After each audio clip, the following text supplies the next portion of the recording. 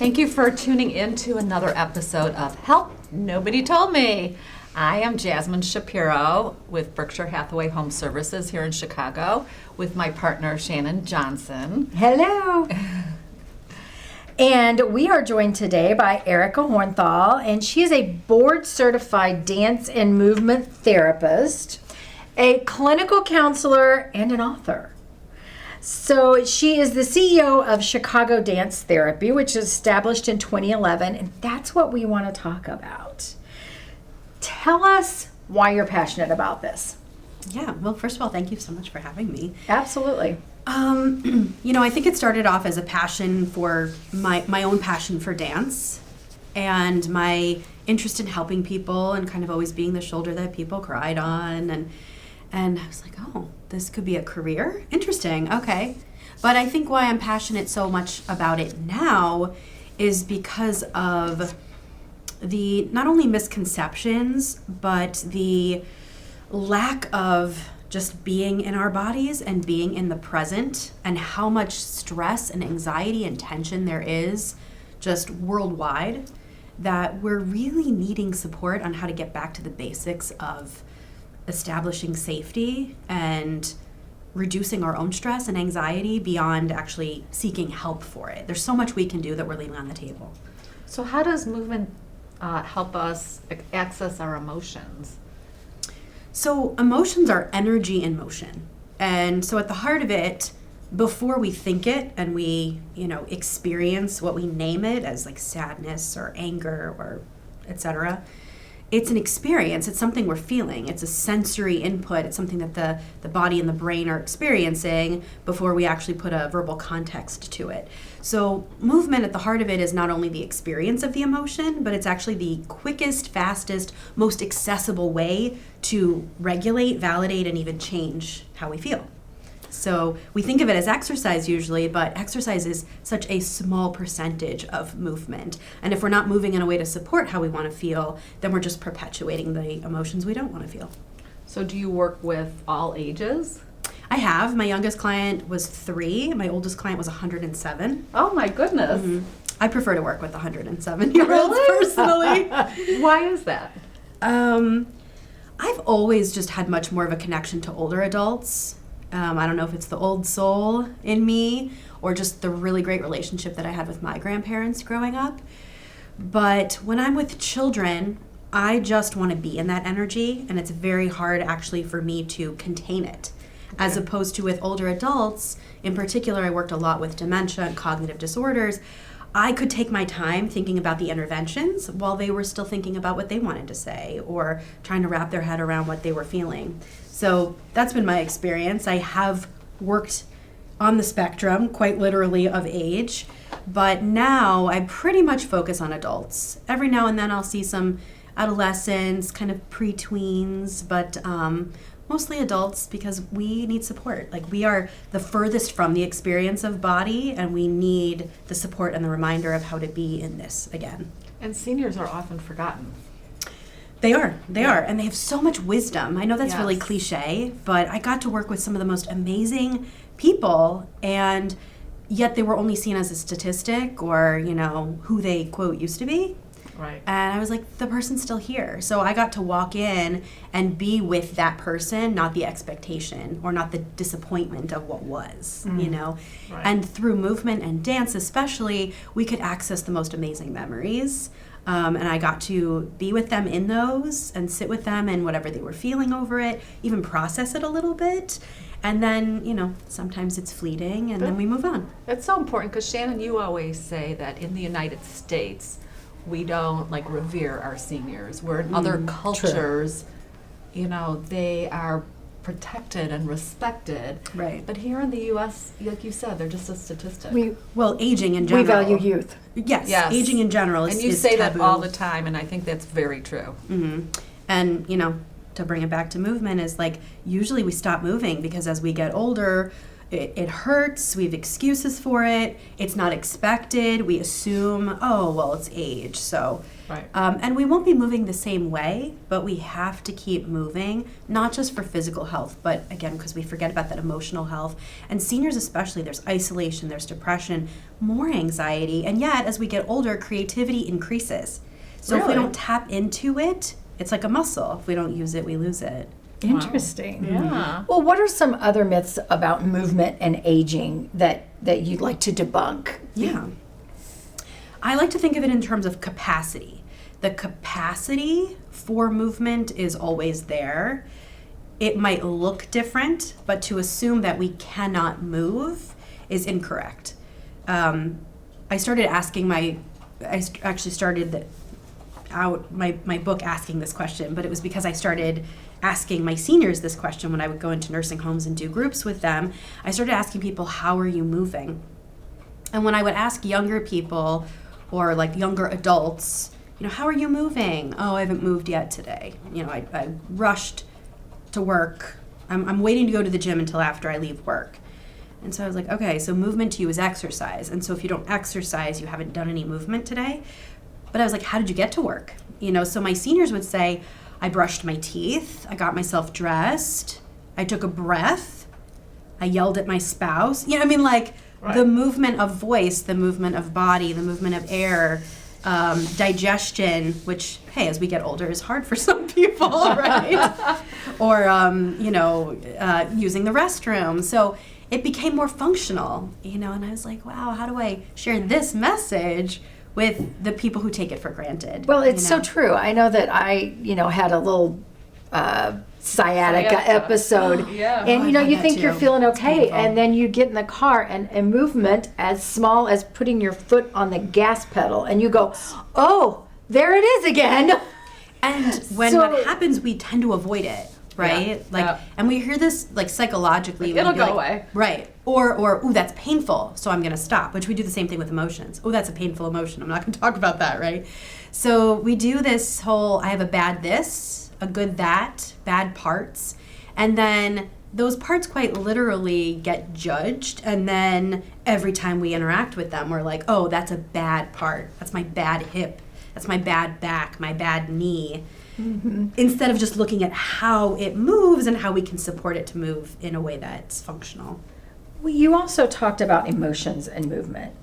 Do you have a story you can tell about someone that you helped maybe recover some emotions or some trauma or something through movement? Mm-hmm. This is always hard because I'm like, which one do I share?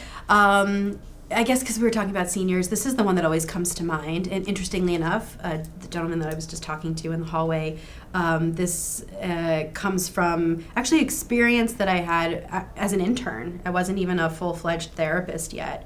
But I was doing this group, and there was one woman in particular that she was usually engaged, but she was always distracted by her handbag that sat on her lap, and every couple of minutes, maybe 30 seconds even, depending on how anxious she was feeling that day, she would rummage through her purse to find her wallet, to look at her ID, to find some semblance of where she lived, and she knew who she was, but to have that reminder of identity. And so I'll never forget, we came in, and the directive that I gave my clients that day was to use their fingers like paintbrushes and to paint the canvas in front of them. And for some people, especially the staff, were like, that's a really abstract, imaginative thing to give someone that's struggling with reality. They all followed it. Some people just followed me, kind of just went with the motions like we see kind of in young children or infants, kind of just mimicking or mirroring the movement, which is fine.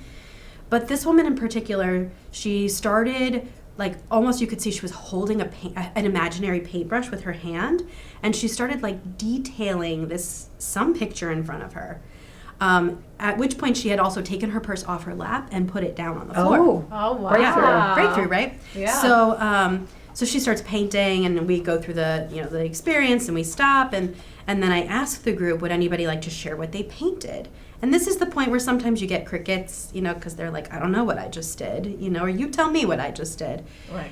And she voluntarily said that she painted the scene of her and her spouse, her her deceased husband, but her partner in a boat, and she looked over at their reflection, and wow. I mean, so imaginative. And then he put his arm around her, and she started to cry. I always usually tear up when I tell the story again myself, and then it just kind of, we talked about grief and loss in the group. Has anybody else lost a loved one? And, can we share a memory to honor them? And then we closed with a little bit of a movement sequence that I do with my groups usually.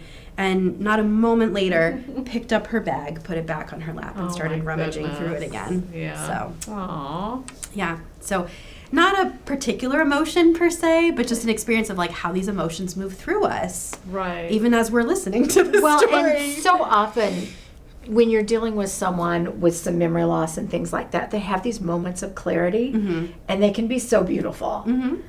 So I think taking the time to allow them to express that and really be in that moment with them is so important, because those moments become very valuable. Yes. Yeah. It was, I mean, as an intern, I was just like, oh, this does work. Like, oh my gosh, sometimes we have to remind ourselves, we have those moments of like imposter syndrome, you're like, what am I doing here?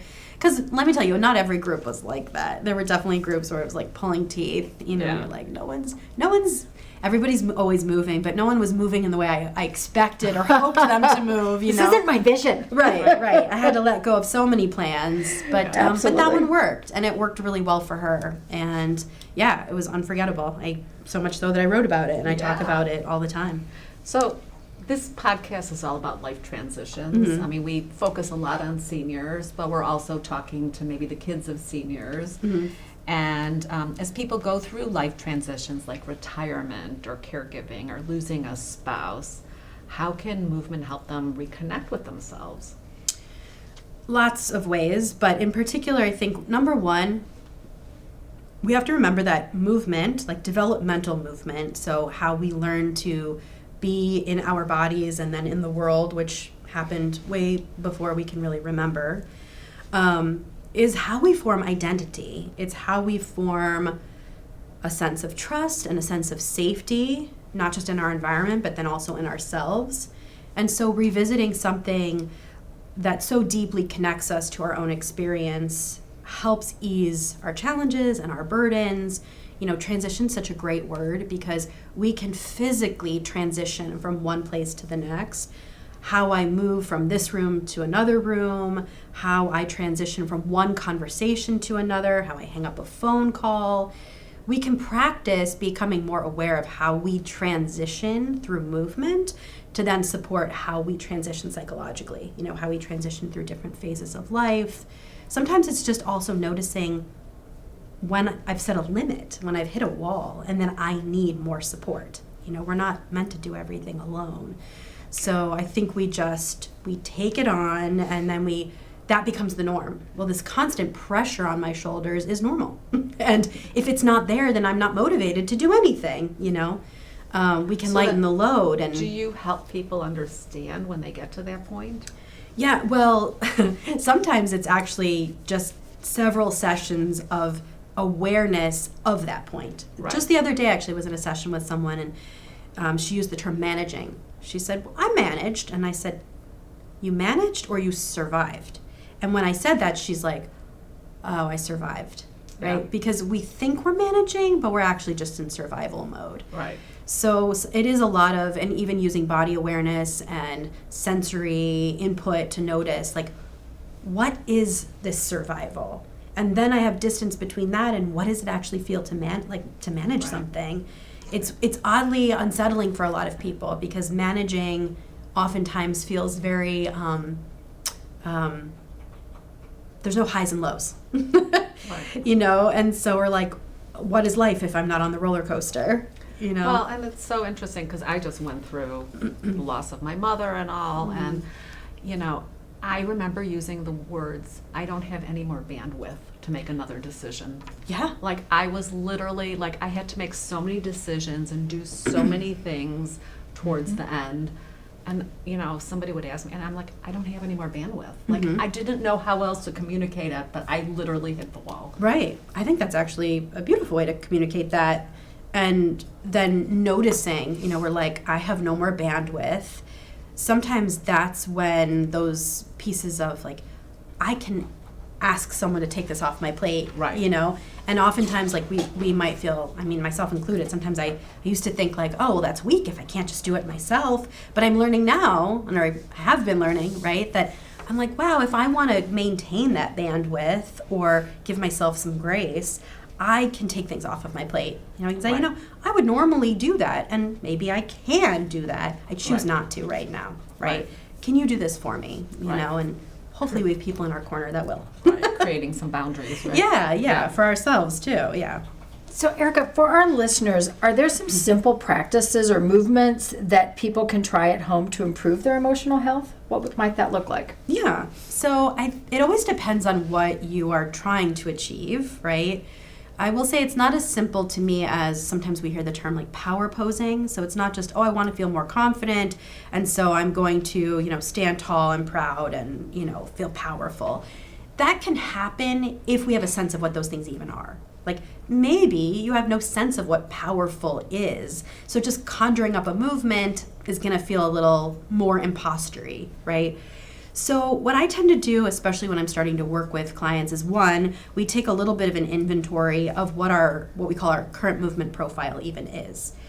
And a great way to start doing that is moving in the 3 dimensions in which every person moves. We only move in 3 planes. So those are vertical, up and down, horizontal, which is a little bit side to side or kind of a little bit of a twist maybe, and then sagittal, which is forward and back.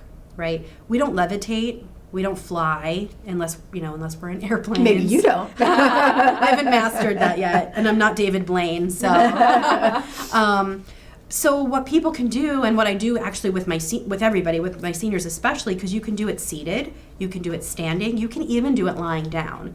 It changes how the movement looks because vertical will no longer be towards the ceiling, but it might be like toward the head of your bed, right? If you're horizontal.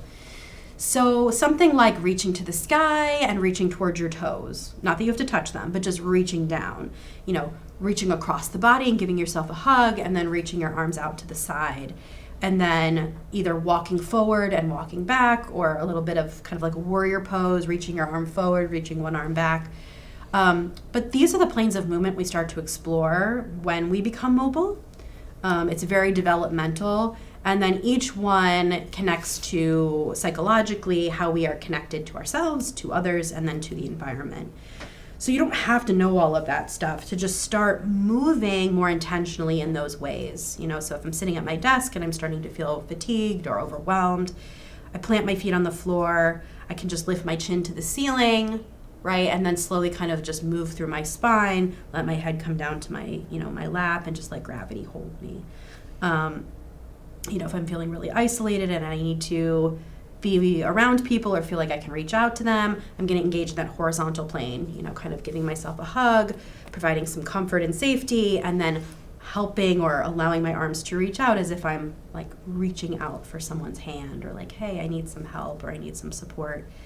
Really actually easy movements. There's no right way to do it, but those are the things that I start with because all movement kind of comes from there. And then we can look at qualities of movement. How tight are my movements? How fast? How slow? How spacious? Is there a rhythm or a rigidity?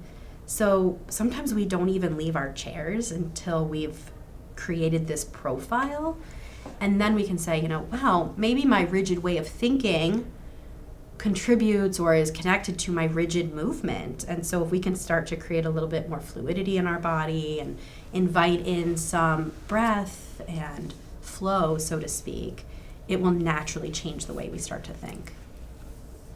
Interesting. And it is really interesting because when I really think about this, when we think about people in our lives, it is true, like that A-type personality, that they're very tight and you can see it in their body movement and they're rigid is the perfect word. You can just Their clothes are perfectly And tucked. that person will They're never be just- the one that's like, yeah, whatever you want, right? Because Yeah. they just don't think that way. They don't, yeah. But the same way is like you'll never kind of run into that like, yeah, whatever, good for me, and then have them like sit down and I don't know, write some 10-year business plan, like on a spreadsheet. It's just Right. Because they probably don't know what they're doing tomorrow.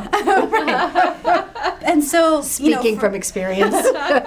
So for us to just be in the like, oh, that's how I am, that's how you are, we want to embrace this spectrum of movement because that's where the emotional intelligence comes in. That's where the resilience comes in. The other thing I keep going back to is I have a degree in music and theater, and when you're in theater, you talk about movement a lot, and like even the direction that you move your hips indicates how comfortable you are with the person next to you.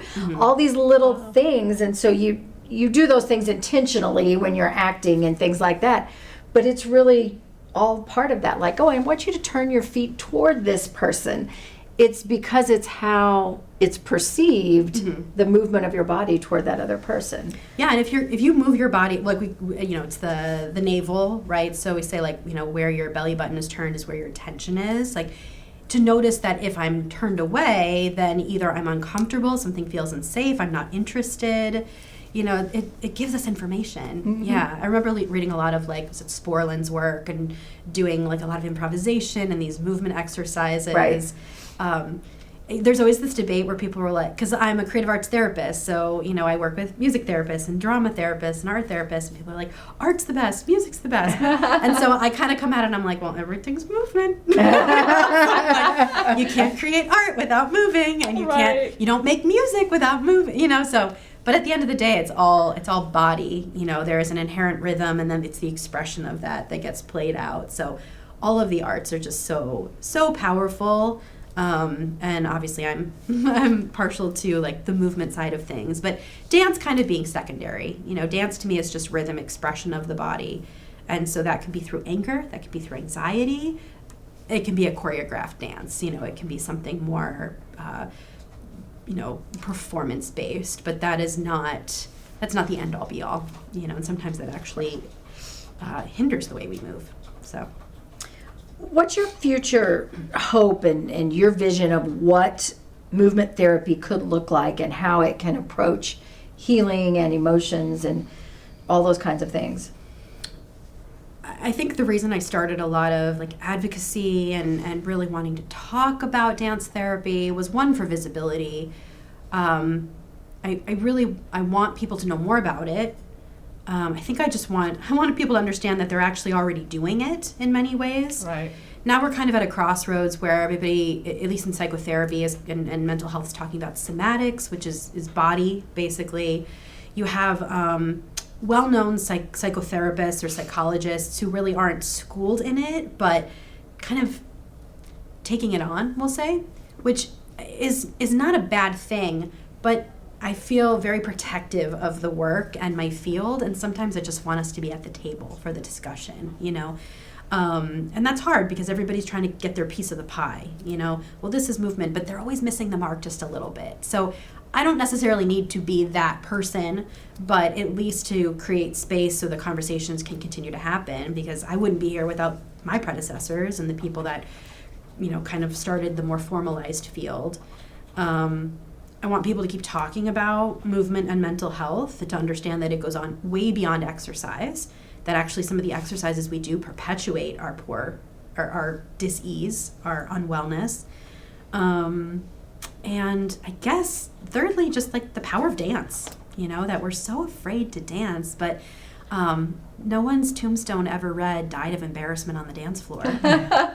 So that's so good. Yes, and it's true because we do judge ourselves. Right. I'm gonna make a fool of myself. Some people have trauma around dancing on a dance floor, which is really serious, and we don't want to throw ourselves into the deep end and re-traumatize ourselves, but right.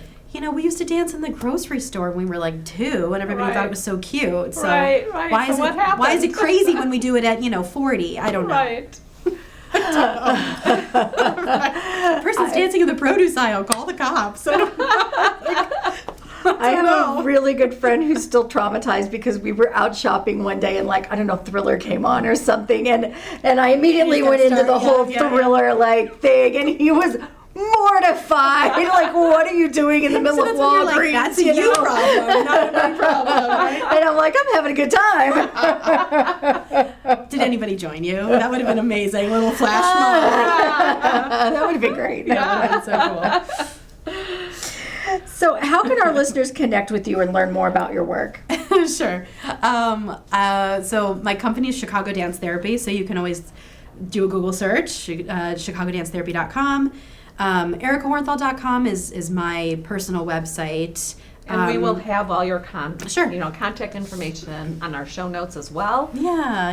Yeah. Appreciate that. And for anybody that's interested in or, connected on social media, I tend to be more vocal on Instagram.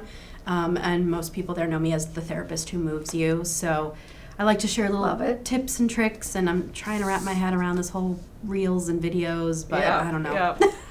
So, and then listeners who don't live in Illinois, Mm-hmm. if they reach out to you, would you be able to sort of give them some?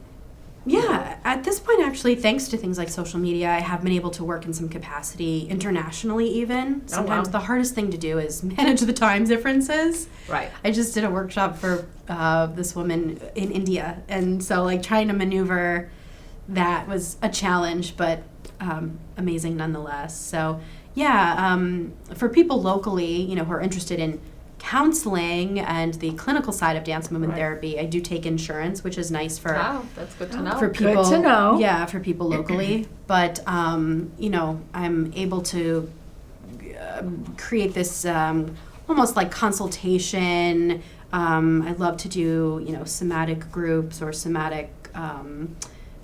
Again, like kind of consultations or coaching one-on-one for people that are not in the area. So, the idea is to make movement accessible and to help support people's mental health in ways that are actually more natural than we expect them to be, so. That's awesome. We're so glad you joined us today. Thanks for having me. And we're glad you stopped by to listen and find out what you need to know to make your life a little more pleasant through movement. Yes.